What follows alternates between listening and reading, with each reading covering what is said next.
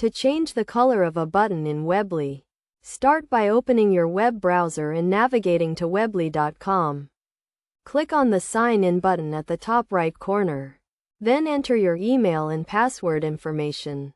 Once logged in, you'll be directed to your homepage, where you can view your overview, website items, orders, fulfillment reports, marketing, communications, and settings. At the top right corner, you'll see options to upgrade, access support, and view your setup guide, along with your store name.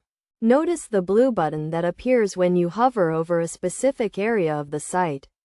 If you can't find it, you can also locate it under the website drop-down menu.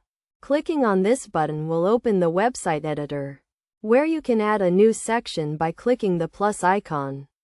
Within this section, you can find the button you want to modify. Click on the button, and you'll see various layout options. But the specific layout you choose doesn't matter for this purpose. What's important is accessing the color styles for the button. To do this, click on the Added Color Styles option. From here, you can choose a different color for your button, such as a shade of blue, and even adjust the shade to your liking. This process allows you to customize the appearance of your button in Weebly.